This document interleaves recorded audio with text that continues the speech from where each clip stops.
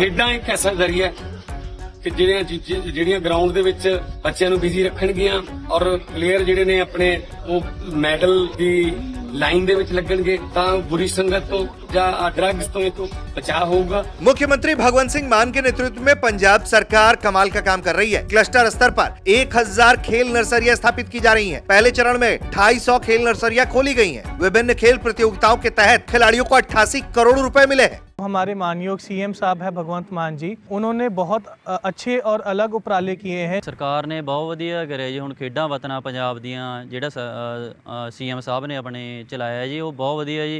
छोटे लेवल तो मतलब बच्चों लिए बहुत वधिया जी। पेरिस ओलंपिक में हिस्सा लेने वाले पंजाब के 19 खिलाड़ियों को 12.5 करोड़ रुपए दिए गए। एशियन गेम्स में हिस्सा लेने वाले पंजाब के 58 खिलाड़ियों को 29.25 करोड़ रुपए दिए गए। 11 दिग्गज खिलाड़ियों को डीएसपी और पीसीएस की नौकरी दी गई। Obviamente el Golfo de México es reconocido el nombre por Naciones Unidas, un organismo de Naciones Unidas, pero el siguiente, ¿por qué no le llamamos América Mexicana? Se oye bonito, ¿no? ¿Verdad que sí? Desde 1607,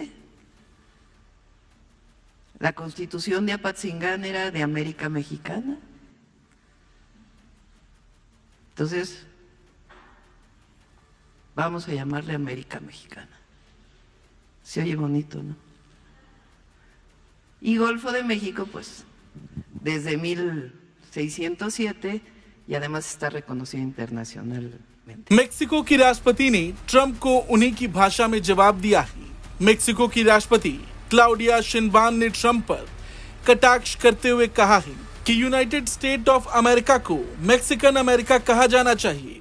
Trump ने कभी नहीं सोचा होगा कि उनकी हरकतों का जवाब कोई इस तरह देगा। उन्होंने ट्रंप पर निशाना साधते हुए प्रेस कॉन्फ्रेंस के दौरान एक ग्लोबल मैप जारी किया। इस मैप को अमेरिका को मैक्सिकन अमेरिका के तौर पर दिखाया गया। क्लाउडिया ने मैप दिखाते हुए कहा, अमेरिका गल्फ ऑफ मैक्सिको को गल्फ ऑफ अमेरिका बताने पर तुला है, लेकिन हम अमेरिका को मैक्सिकन अमेरिका क्यों नहीं कह सकते। वहीं दूसरी ओर अमेरिकी चुनाव जीतने के बाद से ही डोनाल्ड ट्रंप अपने विस्तारवादी प्लान में जुट गए हैं। वो कभी अमेरिका में कनाडा के विलय की बात करते हैं तो कभी पनामा और ग्रीनलैंड पर कब्जे को लेकर बयानबाजी करते हैं। उन्होंने हाल ही में गल्फ ऑफ मैक्सिको को गल्फ ऑफ अमेरिका कहे जाने पर जोर दिया था। ट्रंप ने गल्फ ऑफ मैक्सिको का नाम बदलकर गल्फ ऑफ अमेरिका करने का सुझाव दिया। दरअसल ट्रंप 20 जनवरी को अमेरिकी राष्ट्रपति पद की शपथ लेने वाले हैं। उन्होंने कुछ दिन पहले अपने आवास में प्रेस कॉन्फ्रेंस को संबोधित कर मैक्सिको की खाड़ी यानी कि गल्फ ऑफ मैक्सिको का नाम बदलकर गल्फ ऑफ अमेरिका करने की बात की थी। उन्होंने कहा था कि गल्फ ऑफ अमेरिका कितना खूबसूरत नाम है और ये एकदम सटीक है। मैक्सिको को कार्टेल चला रहे हैं, वो बहुत खतरनाक जगह हो गई है। अमेरिका ने मैक्सिको में जमकर इन्वेस्टमेंट भी किया है और अब हमें इसका जिम्मा लेना होगा और इसकी हालत सुधारनी होगी।